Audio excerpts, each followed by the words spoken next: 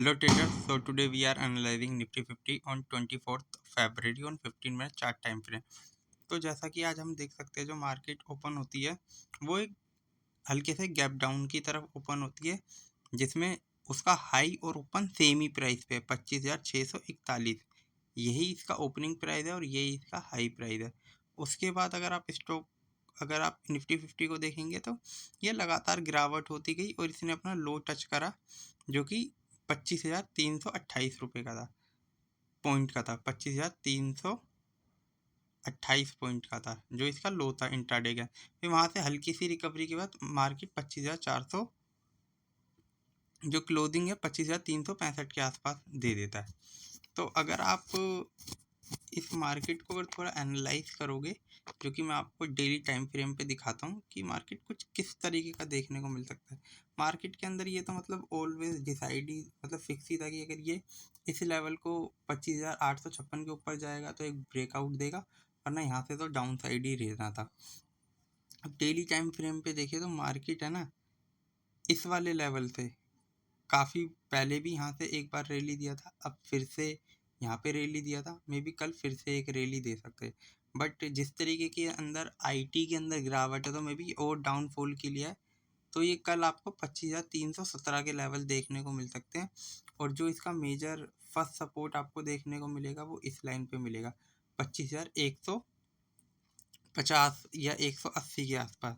तो कल के लिए कुछ इस तरीके का रहना चाहिए मार्केट के अंदर, कि मतलब एक जो निफ्टी 50 के जो वेटेज है ना, इन्फोसिस की और विप्रो की, टीसीएस की, टेक महिंद्रा की, तो इनकी वेटेज ठीक ठाक है, तो ये निफ्टी को डाउन लाने के लिए काफ़ी है। तो जो आज की भी गिरावट का मेन रीज़न है वो वही है।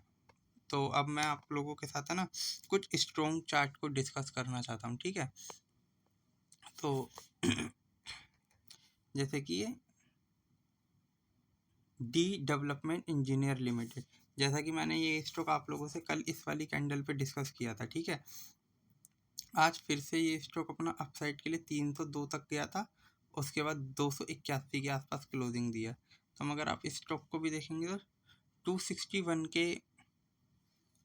के लो से 302 तक गया था, मतलब स्टॉक आज 9% अप पे क्लोज हुआ है। तो एक अच्छी रैली दे रहा है, अच्छे वॉल्यूम के साथ दे रहा है। तो इस स्टॉक के अंदर और भी एक अपसाइड पोटेंशियल आ सकता है, तो इस स्टॉक को आपको रडार पे रखना चाहिए। तो जैसा कि मैंने आपसे बोला था कि अपने इस ट्रेंड लाइन के पे टच कर रहा है और यहाँ से एक ये गिरावट दे सकता है।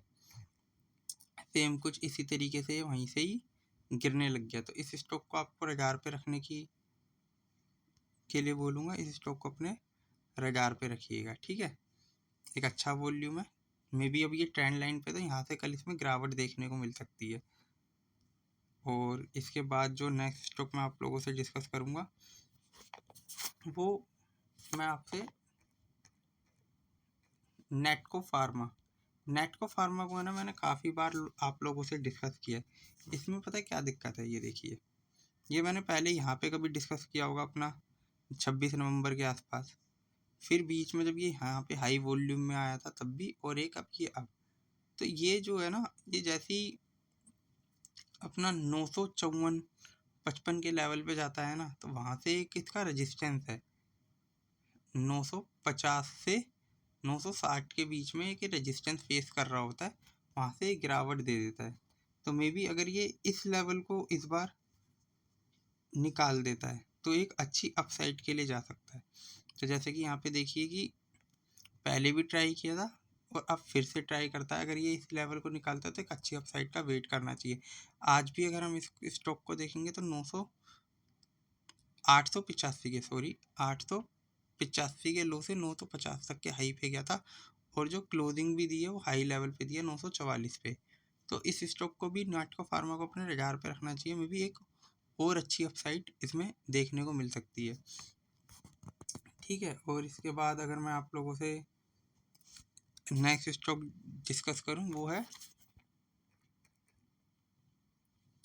Dolphin offshore enterprises. तो इस स्टॉक को भी आपको रडार पे रखना चाहिए। आज ये भी स्टॉक है ना, एक अच्छी खासी रैली दे रहा था, तो इसमें एक हाई वॉल्यूम के 12 मिलियन शेयर्स की वॉल्यूम के साथ स्टॉक 408 के लो से 474 के हाई तक गया था। तो इस स्टॉक को भी आपको एक रडार पे रखना चाहिए कि इस स्टॉक में ऐसा क्या है।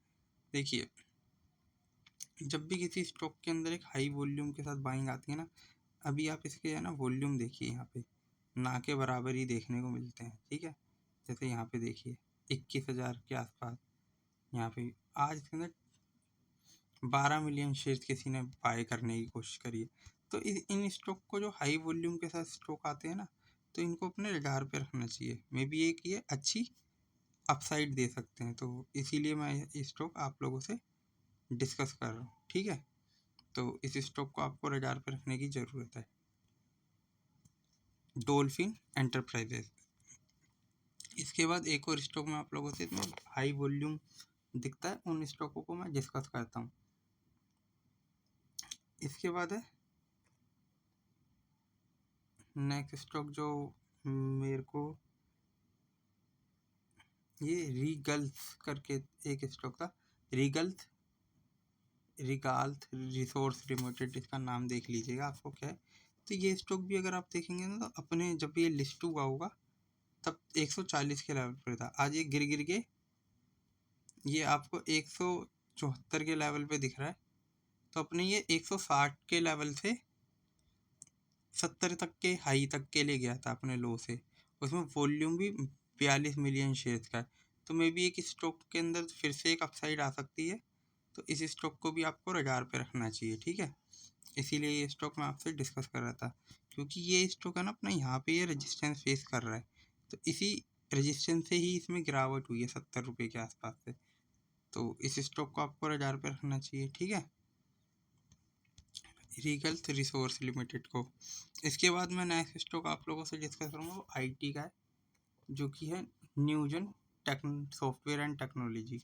अगर आप ये स्टॉक देखेंगे तो ये स्टॉक अभी लगातार अपसाइड के लिए जा रहा था, ठीक है। अगर आप इस स्टॉक को देखेंगे तो ये लगातार रैली दे रहा था, यहाँ पे भी दे रहा था 17 फरवरी को, फिर 18 फरवरी को, 19, मतलब 37% की रैली दे दी थी इसने तीन ही ट्रेडिंग सेशन के अंदर। अब ये स्टॉक देखेंगे तो ऑलमोस्ट मैं आपको इस टैब पे दिखाता हूँ, ये अपने इस वाले लेवल से ऑलमोस्ट 15% करेक्ट हो चुका है। तो अब इस स्टॉक के अंदर यहाँ से फिर से एक बाइंग कैंडल थी। और अगर आपको मैं बताऊँ तो जितनी यहाँ पे इसमें देखिए, यहाँ पे 49 मिलियन, 21 मिलियन और यहाँ पे 61 मिलियन शेयर्स की बाइंग थी। बट यहाँ पे जो सेलिंग है 22 मिलियन, 14 मिलियन और 5 मिलियन, तो मतलब ना के बराबर है। तो मे बी इस स्टॉक के अंदर एक अपसाइड का पोटेंशियल फिर से आ सकता है। तो इस स्टॉक को आपको रडार पे रखने की ज़रूरत है, ठीक है। तो इस स्टॉक को भी आपको अपने रडार पे रखना चाहिए। इसके बाद नेक्स्ट स्टॉक जो मैं आप लोगों से डिस्कस करना चाहूँगा वो है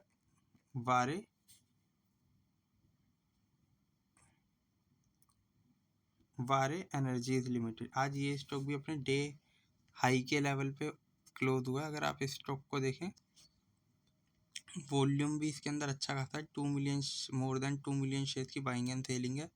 स्टॉक ऑलमोस्ट 4% के आसपास अब तक 2,895 के लो से 3,049 तक के हाई पे गया था और क्लोजिंग भी 3,023 के लेवल पे हुई है। तो मे भी इस स्टॉक के अंदर और भी अपसाइड का पोटेंशियल है।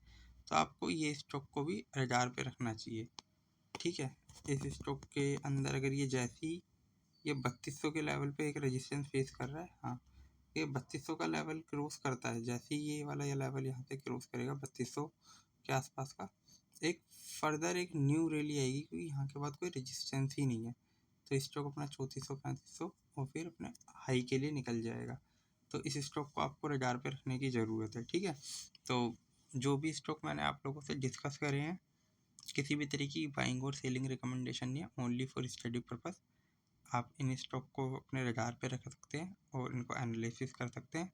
और निफ्टी 50 के अंदर जो जो एनालिसिस है कि मे बी 25,150 से एक पुल बैक आ सकता है, या कल एक हल्की सी रैली देगा कंसोलिडेशन की टाइप में।